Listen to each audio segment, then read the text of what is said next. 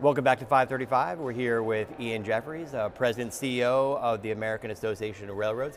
Should be a big markup this week if it happens. Tell us about it. What's going on?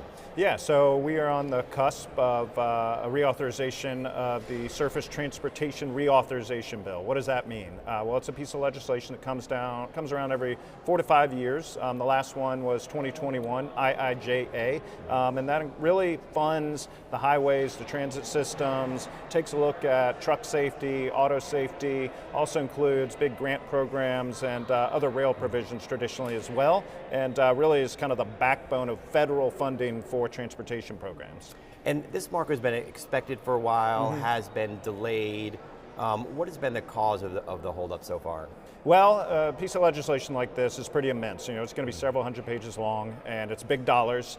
And so a lot of that the funds from this program are funded by the Highway Trust Fund. And that's a program that used to sustain itself, doesn't anymore. But it's a complex piece of legislation that includes a whole lot of components. And the majority, the chair of the committee, I think is working really hard to do this in a bipartisan fashion. So, you know, things like that take a lot of time. There's a lot of members who have a lot of interest in this sort of legislation. And so I think they're going through it methodically and hopefully get things to a good spot to move forward here in the not too distant future. And what does your industry want out of this bill?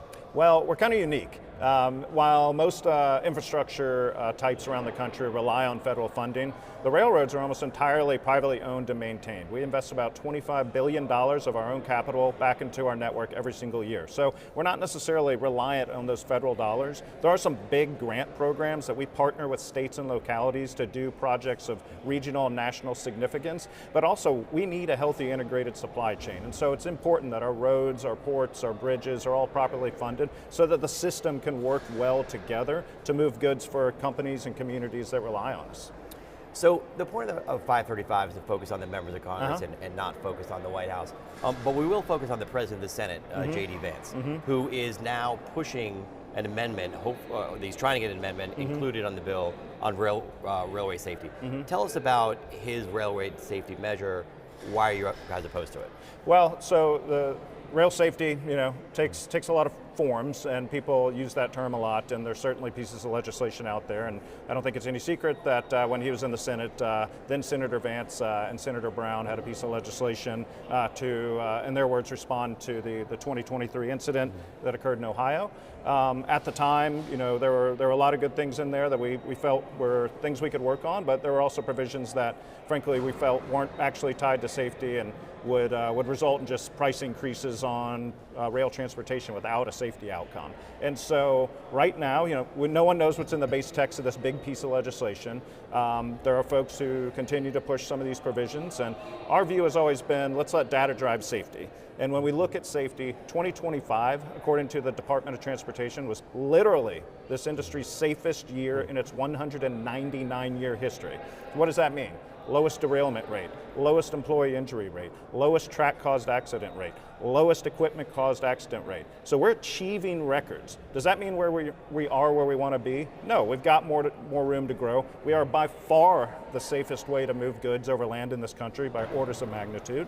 And so, of course, there are things we can continue to work on, but they need to be tied and tethered to safety advancements. And where we break down in some of these discussions is extraneous provisions done by, pushed by other stakeholders that look to lock in old or current operating practices in a way that really inhibits our ability to innovate. When you look across all industries, whether it's trucking or manufacturing, innovation, automation, all sorts of cool technologies. That's the case in this industry as well, so using various sensors, and that is going to drive the next leap forward in safety. And our point is, let's not lock in where we were yesterday. We have a regulatory regime that was developed in the early 70s. Let's not lock in that way of doing things. Let's allow data to drive decisions to continue to evolve how we do things, because otherwise you're just locking in an old practice that's going to reduce competitiveness, it's not going to have a positive safety outcome, and it's going to increase the cost of transportation at a time when everyone is focused on making things affordable in this country. That is not the direction we need to be going. So Vance has been pushing this proposal for a long time, as you discussed. It was soundly defeated by Republicans when it first came out. Now it's back. Most Republicans are still against this new legislation.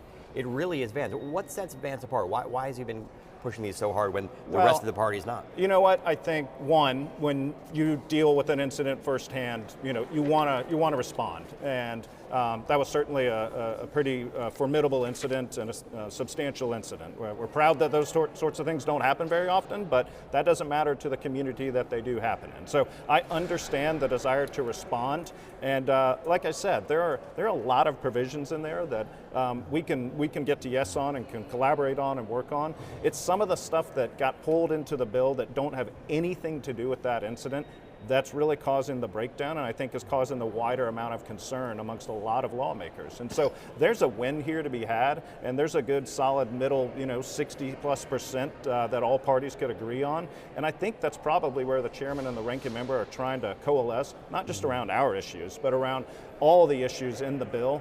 Let's not let the ultimate dream be the enemy of getting something good done here, where each side gives and takes a bit. And what are the chances of something getting done broadly on the service transportation? Yeah, writ large. Look, this chairman has proven his ability to move multiple pieces of legislation in a Congress where it's really hard to get anything done. And he's done it by working bipartisanly. He's done it by listening to his members and being methodical and not being dramatic and going through the process in a very I would say, sophisticated manner to put out products most members can support. That's the goal, and I think they're probably making a lot of progress. Again, I haven't seen the end product, so but I understand they're getting close, and it's going to be a heavy lift. The Senate has made clear, public statements out of the key players over there, they're not quite as far along, but I think the view is probably, if we don't do anything, then nothing will happen. Mm-hmm. So somebody's got to start pushing the ball forward to give yourself a chance to maybe get this across the finish line. And the committee chairman, Sam Graves, has announced that he's leaving Congress after his term. How does that change the politics here? Does that make him want a legacy bill, or does that make him less likely to push for something, especially if the Senate is not? Certainly. I would say that I would say he does not need this piece of legislation to have a legacy of a significant accomplishment. But I think every chairman, when this comes around, would like to get it done. Does it mean you sell out your principles? I don't think so. I think you stick to your core principles, you work with the other side, you see what you can get done. Everybody understands that the clock moves pretty quickly right now. And while we're sitting here, in May, the end of the year is not that far away when it comes to a congressional calendar. And so I think they rightly understand, hey, if we're going to do something, kind of the time is now, and at least we will have done our part and made a good faith effort. And who knows, maybe we can get this across the finish line. Yeah, I agree with that. I mean, we're not that far from Memorial Day recess. Yeah. It's going to be August before we know it, and if things don't pass by then, it's the way the calendar works up here. So let's say nothing happens. Let's say Democrats take over the House and maybe the Senate, which a few days ago were the thought, and now maybe things have changed. Yeah. But let's say Democrats take over at least the House. How does that change the bill overall? Yeah, well, that's a great question, and the only thing I can do is look back to 2021 when Democrats controlled both the House and the Senate, frankly. At the time, the then chair of the House Transportation Committee decided to take a party line approach and forced a bill through. The bill moved through the House on party line basis, but it didn't go anywhere in the Senate. The Senate did the right thing, got together in a bipartisan way, put together a very substantial, historic piece of legislation, sent it back to the House, and frankly, the House, passed largely the Senate product. And so my hope would be that we don't go back to that direction. The ranking member Larson, I would argue he's an institutionalist and someone who wants to get things done and wants to see his products become law. So my hope would be he would take the approach that the current chair is. But we got to see how elections turn out and what the mood of the various caucuses is. Can't predict the future on that one. Different topic, cargo theft. Yes. Cargo theft is a big deal. It certainly is. The House just took action to try to fix things.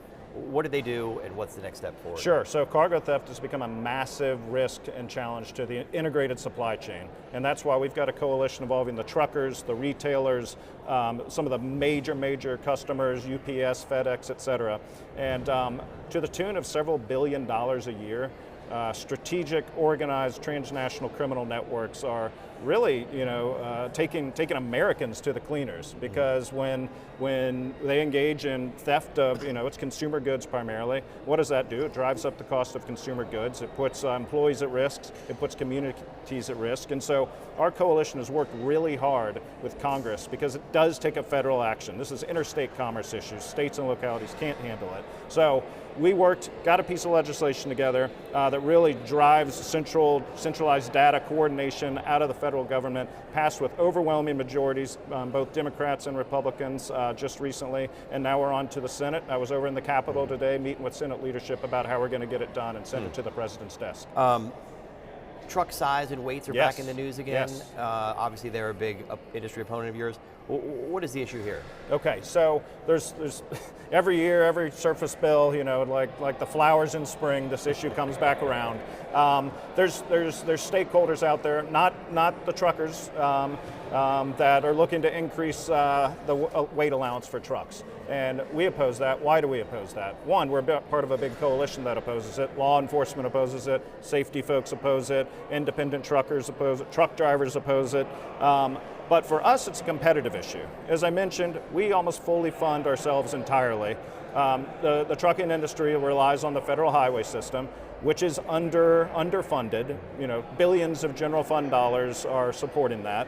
And there's talk about a federal gas tax relief right now. And so for us, when we're paying our own way, and we're seeing this massive subsidization to, frankly, our competitors, are also our partners. We don't think that makes a lot of sense. We think, let's have an even playing field here. And so we'll push back on that pretty hard. But like I said, there's a big community of folks who are saying, let's not go down that path. Ian Jeffries, President and CEO of the American Association of Railroads. Thanks for joining us. Thanks for having me. We'll be right back on 535.